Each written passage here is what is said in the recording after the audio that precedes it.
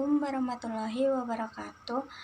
Hai teman-teman, perkenalkan nama saya Elvina Kapramesti dengan NIM 212111283 dari kelas 4H Hukum Ekonomi Syariah.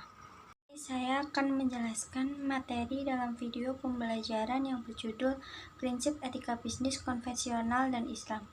Materi ini dibuat guna memenuhi tugas ujian akhir semester Etika Bisnis Islam dengan dosen pengampu Bapak Haq Muhammad Hamka Habibi, SEMA. Etika dapat diartikan sebagai seperangkat prinsip moral yang membedakan antara yang benar dan yang salah. Nah, dalam membangun suatu etika bisnis itu diperlukan suatu prinsip. Ada 6 prinsip dalam membangun etika bisnis tersebut. Di antaranya, yang pertama, relativisme. Etika relativisme adalah doktrin yang menyatakan bahwa tindakan harus dinilai sesuai dengan apa yang dirasakan individu, benar ataupun salah menurut mereka. Relativisme etika adalah memiliki keyakinan etis masyarakat berbeda teori bahwa karena berbeda. Relativisme moral tidak ada standar etis yang adalah pandangan bahwa yang diterapkan atau harus secara absolut benar dan perusahaan atau orang dari diterapkan terhadap semua masyarakat tersebut. Memiliki beberapa kelemahan, di antaranya yang pertama, ada beberapa standar moral yang sebenarnya dapat ditemukan bersifat sama di berbagai komunitas atau masyarakat. Yang kedua, walaupun tiap masyarakat berbeda, dalam pandangan moralnya, pengajaran etika bukan berarti memaksakan suatu standar dari suatu masyarakat ke masyarakat yang lain. Yang ketiga, teori relativisme etika berargumen tentang perlunya menerima standar di masyarakat kita sendiri, namun memerlukan pengajaran dan pengajian. Yang selanjutnya ada utilitarianisme. Utilitarianisme adalah aliran yang menerima kegunaan atau prinsip kebahagiaan terbesar sebagai landasan moral, berpendapat bahwa tindakan benar sebanding dengan apakah tindakan itu meningkatkan kebahagiaan, dan menjadi salah selama tindakan itu menghasilkan lawan kebahagiaan. Utilitarianisme merupakan pandangan hidup bukti teori tentang wacana moral. Utilitarianisme memandang suatu perbuatan dianggap baik apabila mendatangkan kebahagiaan dan sebaliknya dianggap perbuatan buruk apabila menyebabkan ketidaksenangan. Paham utilitarianisme menekankan kepada perbuatan bukan kepada individu pelakunya. Ajaran pokok dari utilitarianisme adalah prinsip kemanfaatan. Selanjutnya ada universalisme. Prinsip universalisme memfokuskan diri pada suatu tujuan, suatu keputusan, atau suatu tindakan. Prinsip nilai yang mendasari mazhab universalisme adalah prinsip kategorikal imperatif atau kewajiban mutlak dari Kant.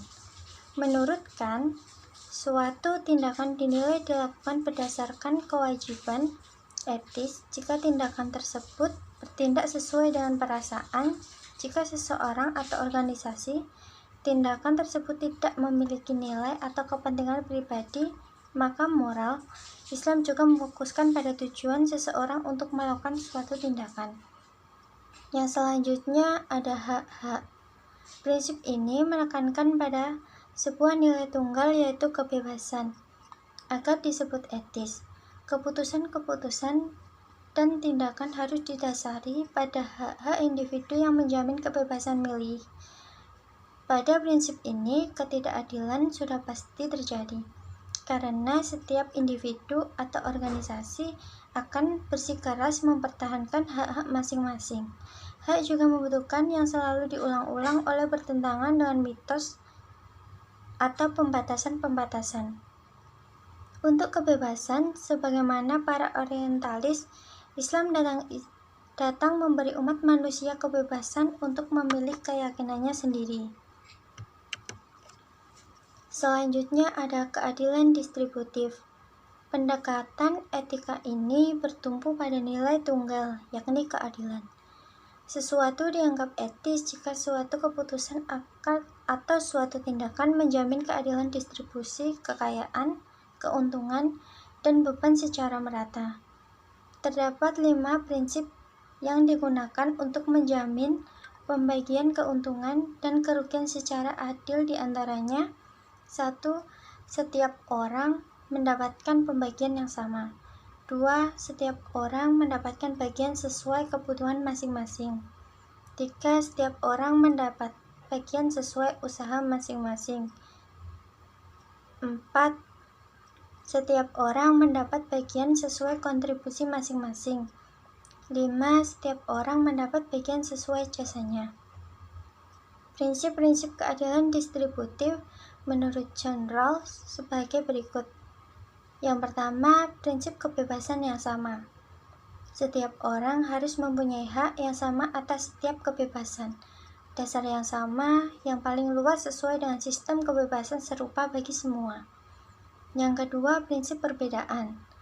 Ketidaksamaan sosial dan ekonomi harus diatur sedemikian rupa sebagai ketidaksamaan tersebut, dengan cara menguntungkan mereka yang paling kurang beruntung dan menyesuaikan dengan tugas dan kedudukan yang terbuka bagi semua, di bawah kondisi persamaan kesempatan yang sama.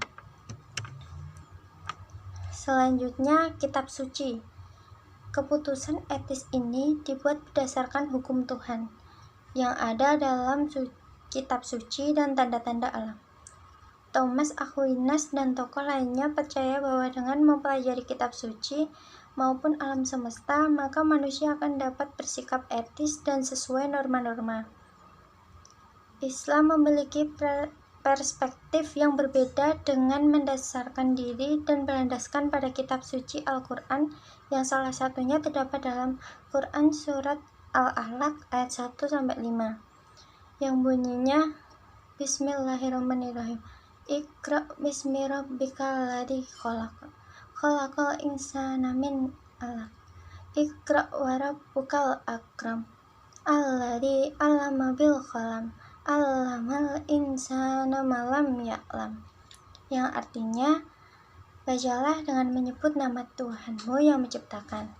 Dia telah menciptakan manusia dari segumpal darah. Bacalah, dan Tuhanmulah yang maha mulia, yang mengajar manusia dengan pena.